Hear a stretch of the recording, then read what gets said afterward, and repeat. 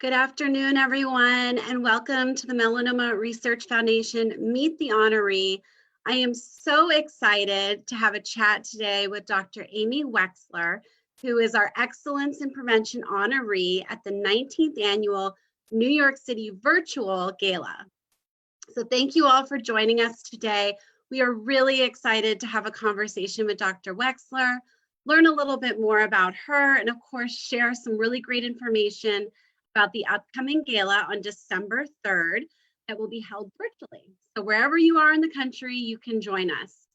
We have a lot of really exciting things happening this year that I want to briefly share with you. So our first is called Unlock the Cure. It's a really exciting fundraising initiative.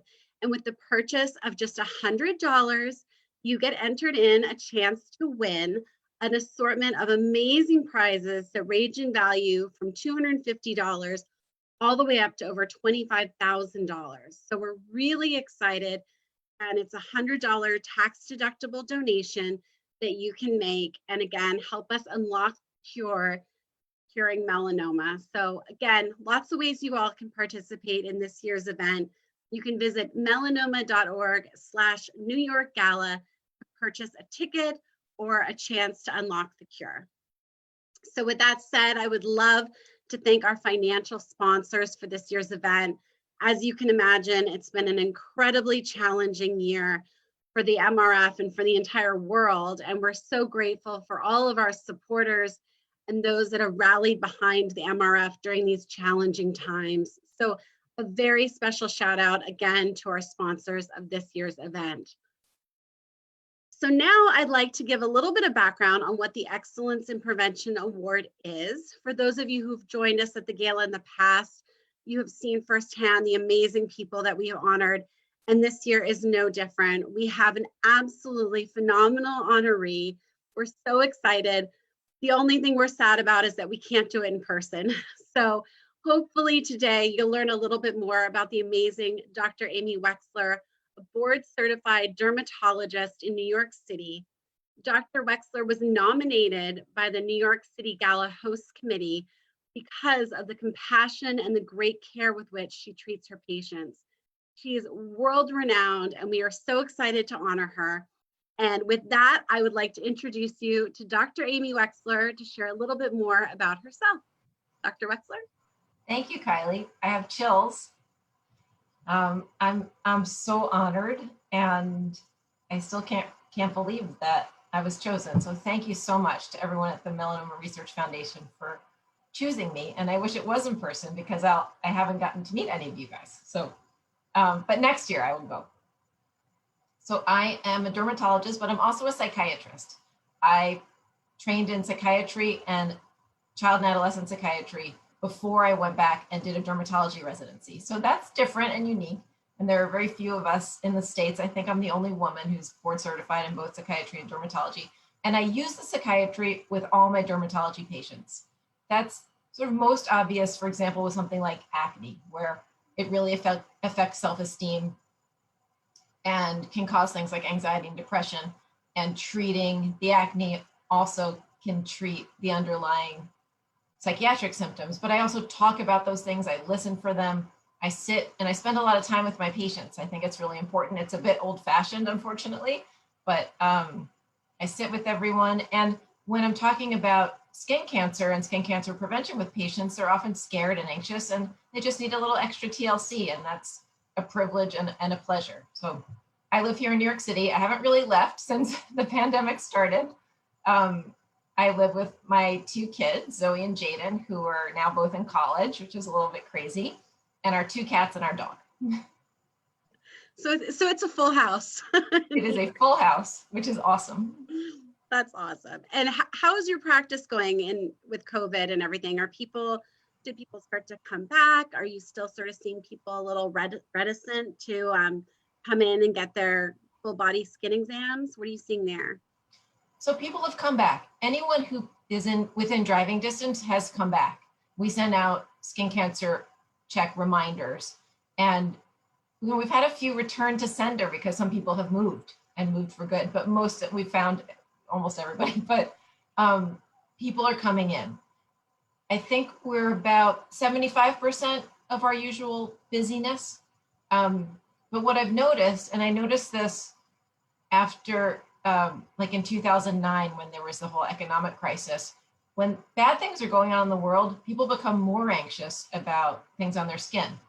So they might not do some of the cosmetic treatments, although people are now coming in for that, but they're more focused on, oh, I have this new growth, I'm so worried. Or they're at home and they have so much time on their hands, they keep looking at things and checking and they're worried. So I also get a lot of emails and texts with pictures of different things, but people are coming in. So are you doing a lot of teledermatology then? Are you interacting with your patients more virtually as well? I'm doing some teledermatology. At the beginning of the pandemic, it was all teledermatology, but since I can't do a biopsy through the computer, we've not figured out how to do that yet.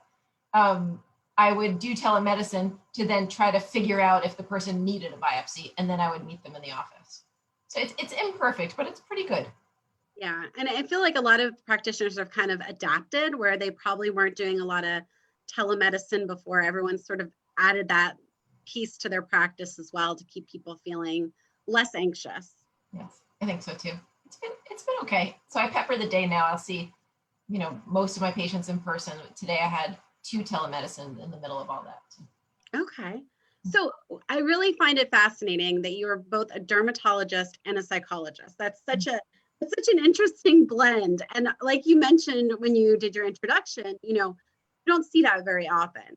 And at the Melanoma Research Foundation, we deal with funding research and educating patients and really creating advocates for melanoma and for their own care. You mentioned acne in your intro, but like, what is the connection with sort of skin cancer and psychology? Is there something there that you're seeing as well? Are people not wanting, or is there an anxiety there too, pre-pandemic, of people not wanting to get their skin looked at or ignoring it? What is the sort of psychological bend, if you will, to that? Well, so it's different for each person. Some people go through life in denial of certain things about their body. And so those are the people who aren't getting their screenings. They're not getting mammographies and colonoscopies and yearly checks and skin cancer checks. And it's sort of like, if I don't know about it, I'll be fine, which is, as we know, not true, right? And so if I get a new patient who comes to me for something other than a skin cancer check, acne, or a cosmetic thing, whatever it is, I always say, do you get your skin cancer check somewhere? Or have you done one within the last year? And if they haven't, I get them to do it. Not necessarily in that appointment, but I explain what it means, lucky that the skin's on the outside of the body, and so it's not invasive and it doesn't hurt. You do have to put on a gown, we make the room comfortable and, make sure we're not exposing people and make them feel comfortable and explain why I'm doing it. And I've convinced almost everyone to do one. Every once in a while, I have a patient who is scheduled for a skin cancer check every time, and each time he or she comes in, doesn't want to change that day.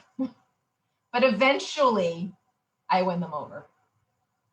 Well, that's good, because our prevention campaign and awareness campaign is called #GetNaked. So it does require that you get naked to get your skin checked. Let's talk a little bit about some of the great education that you do. And I know you have a wonderful partnership with Chanel Skincare, and you recently did an Ask the Expert video on UV protection. And of course, we're going into the winter months now, and I think a lot of people are like, oh, it's cold. I don't need to wear sunscreen every day, or I don't need to be kind of aware of my skin and protecting my skin. Can you talk a little bit about some of the tips you shared in that video and what you would want people to know going into the winter months about UV protection? Sure. So I sound a little bit like a broken record when I talk about this, but I think it's good to just repeat stuff, which is UVA and UVB rays are really bad for the skin, and I protect myself from them every day. Even in December in New York, when it's dark when I leave and dark when I come home, you want to be protected. So I think a lot of people don't know going into the winter months, there's 2 kinds of UV rays we have to be concerned about, UVA and UVB. So UVB is when a sunscreen says SPF, that's what that's talking about. Or glass windows block UVB, but they don't block UVA. UVA, I call it the silent wrinkler, right? It doesn't give us an immediate tan or burn, but it causes deep sun damage and puts us at risk for skin cancer. And so That's why sunscreens have to say they're broad spectrum. That means it's covering UVA also. And if you're sitting at a window, so I've had a bunch of patients say like, I don't go outside anymore, which is unhealthy, by the way. And do I need to wear my sunscreen? And I'll say, well, do you work near a window? Unless you're working in a closet, which I hope nobody is, you've got some natural light coming in, put on your sunscreen. And I saw a patient the other day, he said, oh my gosh, the window is on my left and I've got all these new sunspots on my left cheek and I don't have any on my right. So there's that classic kind of extreme photo of that truck driver. Do you remember that one? Where he was a truck driver for like 40 or 50 years and the left side of his face literally looks 50 years older than the right side. And it looks like it's crazy. It's so startling, but it is so true, especially for people who are commuting a lot or they're in their car. And like you said, working in front of a window, it's really important. What advice would you give then for people in terms of their skincare? Is there something that you recommend or, sort of tips that you give people, even if they are sort of working from home, but they're still getting exposed? For winter? Mm-hmm. Yeah. So in the winter, our skin tends to get drier for two reasons. If you're living in cold climate, like in New York and DC, number one, there's less moisture in the air. So colder temperatures can't hold as much humidity. And number two, that heat dries out the air. So while air conditioning is drying, it's not nearly as drying as super cold weather and heat. So if someone's moisturizing once a day, they might need to moisturize twice a day. If they're already moisturizing twice a day, they may need to add a hydrating serum. That's what I do. So I just recently added a serum in addition to my sunscreen and moisturizer. And then I really like humidifiers. And there's so many safe humidifiers now. Add a little bit of moisture back into your air, especially at night when you're sleeping, helps your lips, helps your nose and your skin. And then to cut back on irritating drying products like toners and exfoliators. So like some people during the summer, they can use a toner or exfoliator every day, but in the winter, they have to cut it down to once a week. So it's more about listening to your skin. If it's dry, irritated, if it hurts, if it feels tight, just sort of look at your skincare routine and try to tweak it. No, that's great advice. And I also heard, and this was a while ago, so I can't cite the medical journal I read it in, but I heard that humidifiers are actually better at decreasing bacteria in the air. So when it's drier, that can cause bacteria to grow. So it's actually good to have a humidifier on in the winter as well. I have not seen that, but I like that. So talking about education, I heard recently that you and your daughter have a podcast. I love the title. It's called "Am I Embarrassing You?" which I think is wonderful because, most mother-daughter teams at some point you're going to embarrass your daughter. Can you talk a little bit about that podcast and some of the topics you cover and just a little more information about it? For sure. Thanks for bringing it up. So Zoe and I hatched the idea this summer, and it was at first just a brainstorm. And I actually thought of the name. I'm not usually good at those things. We were standing at the pantry. Zoe was turned away from me. And I said, am I embarrassing you? And she was like, no, not right this minute. And I said, no, as a title for the podcast. She said, yes, that's great. Because we want to talk about kind of difficult topics that for some moms and daughters, it's hard to talk about, hard to bring up, but they're thinking about it. And so we wanted to make it okay to talk about these things, also just to learn about them and to see how we've maneuvered through the years, because Zoe just turned 22. So we've had 22 years to live and grow together. And I'm also a psychiatrist. So that, has a whole nother bent. And we're so close. I'm so lucky to have such an amazing person as my child. I don't know how I lucked out, but anyway. And we've always wanted to do a project together because we just love hanging out. We thought we'd write a book. Couldn't think of anything, but I did a couple of podcast interviews and really loved them. I love also how I don't have to be on camera, like right now, right? I'm a little self-conscious, but I could just be in my sweatpants with my hair up and no makeup and tape the podcast. So far we've had topics like divorce, therapy, body image and eating disorder stuff. We've had a couple of guests on so far. We had Jill Cargman, who's so funny and a real advocate for sunscreen and sun protection. And we had on Deborah Roberts and Leela Roker as another mom-daughter duo, and they've been separated since quarantine, so that's been hard for them. We talked about that. Our episode this week is about narcissism. So, and dating.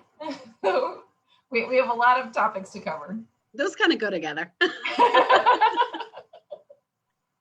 Exactly. Well, with your daughter being 22 and being a dermatologist, I'm sure you're also doing a lot of education to young women. I mean, when I was 22, tanning beds were in. I had friends who worked at tanning beds. It was really kind of this idea of getting that base tan before you go away, or in the winter months when it's really cold outside, going in. And obviously, as you get older and learn, and certainly at the MRF, and we know how horribly toxic tanning beds are you doing a lot of education too with some of your younger patients who are coming in that you're seeing, and certainly maybe a future podcast with Zoe? Yes. So one of my favorite things to do is to educate. And I think that was also behind the podcast, because I can only reach so many patients in person in the office. And that's why I've always loved doing editorial interviews, because then I think if it's in a magazine or if it's on a website, more people will read it. Same with the podcast. So I talk to almost every patient about sun protection and smoking cessation if they're smoking. And I spend a lot of time with my kids and my kid patients and young adults about all this, because people are still going to tanning beds and they're still tanning. And we know how dangerous it is and how it increases the risk of melanoma by so much. But for young adults and teenagers, they don't care about cancer. That doesn't hook them in, because they feel that they're invulnerable. That's normal. That's like a developmentally normal thing to feel when you're a teenager, that nothing can touch you. And they also, there's a sense of, oh, well, there'll be a cure. By the time I get it, there'll be a cure. And God, I hope so. So the hook I use is cosmetic, because it's also true that if you go to tanning beds and you tan without sun protection, you're in the sun without sun protection, you're going to look much older than your peers. And you can even look 10 years older. By the time you're 30, you're going to look 10 years older than your friends. When I say that, they're like, 10 years older? I'm like, oh yeah, and at 25, like 5 years older? Nobody wants that. And sometimes I'll show photos of the wrinkles and stuff, and talk about how it's so much easier to prevent than to treat. Sure, there's things we can do to treat, of course. It's so much easier to prevent. And thankfully with Zoe, that worked on her. When she was a little kid, she is really good about sun protection and kind of embracing whatever your skin tone is that you were born in as what it should be. My brother-in-law's father died of melanoma. It's 10 or 12 years ago now. And we watched what he went through, and my brother-in-law, and how sad that was. And so I think if you've been personally touched by it, you certainly also want to avoid it. But then also it's been hard with my son. He is darker skin tone than Zoe and I, so he doesn't really burn very easily. And he's been told when he was a little kid away in sleepaway camp, so I wasn't there to put on sunscreen, that he looked great when he was tan.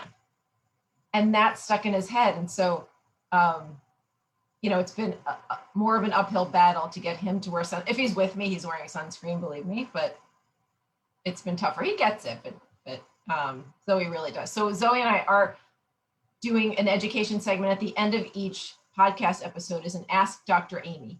And we take questions either from our email or from direct messaging from Instagram, or patients just email in questions. And we're going to do a whole segment before the end of the year on skin cancer. That's fantastic. What is sort of the central question that you always find that you're getting in regards to skin cancer or melanoma? Like, is there kind of one question that you feel like, wow, if I had $1 for every time I got asked that question, is there something that kind of stands out? There isn't one thing. I think patients who are scared about melanoma want to be reassured that if they come in to the office enough, they'll be okay. As long as they come, even every 6 months, whatever it is, that they'll be okay, that I'm going to check them head to toe and they'll be okay. And they want to know about cures and treatments. And I do get asked, like, why is there no amazing cure for melanoma? Like, what's going on? And I said, well, it's just really difficult. Like, there's a lot of money, there's a lot of research going into it, and we've come a long way, but it's still that early detection, early cure, it's the best thing. I do get people who are really worried about their tanning that they did as a kid or a teenager, and they're so scared that because of that, they've ruined their skin. So a lot of people just want reassurance. Yeah, absolutely. And again, I think, certainly at the MRF, we want to educate people that if you do have blistering sunburns and you do have a lot of tanning that's been done, it's really important that you do get your skin checked once a year by a board certified dermatologist and not just ignore it. But I do think, especially with your son, how you were mentioning earlier that he has a darker skin tone, again, people have that kind of misconception that, oh, you have a darker skin tone, so you're less likely to get skin cancer. And I feel like that's another big myth out there too. I think so too. And so I always use the example of poor Bob Marley. I've used him too much, but most people don't know that Bob Marley died of melanoma. They think he died of brain cancer because the melanoma metastasized to his brain. And that he was Rastafarian, he had something growing on his toe for a long time, and he was even told to go to a doctor and he didn't. But we're like, oh wow, Bob Marley, he's really dark skin. Okay. Years ago, I went on Tyra Banks' show a bunch of times. Tyra's terrific. And she really cares about skin cancer and melanoma. And so she was trying to get the word out there that no matter what your skin tone is or where you're from or your ethnicity, get checked for skin cancer. Everyone's at risk. Absolutely. And skin cancer melanoma is rising in the Hispanic population. So it's so critically important. So I'm glad that you have had so many great opportunities to have a national platform and share that information. So I just have one last question, and it's the hardest one of the bunch. What does this award mean to you? Oh, thank you. Well,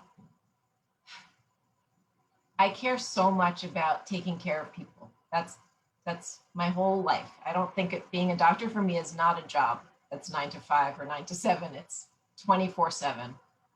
Caring for people is a privilege and an honor, and patients share with me things that they don't share with anyone else in their life. It's a very intimate, trusting relationship. And to think that I'm being honored for that is, it's overwhelming and makes me very emotional, and I'm so grateful. And don't really think I should be honored for doing my job, but thank you.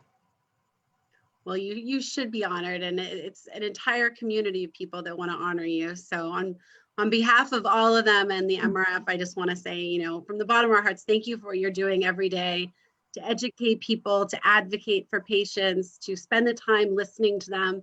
That is something that doesn't happen anymore in many doctors' offices. People are kind of pushed through and they don't develop that personal relationship. So we are grateful for all the expertise and the love you give your patients, and we're thrilled to honor you on December 3rd. Again, we're so sad it's not in person, but hopefully you will feel all of that love and compassion and care that's coming through virtually.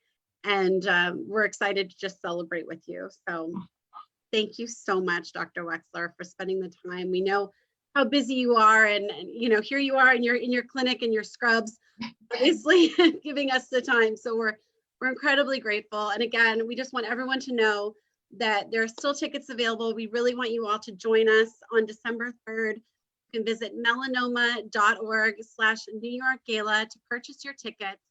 Again, if you can't join us, buy a chance to unlock the cure. It's a $100 tax-deductible donation.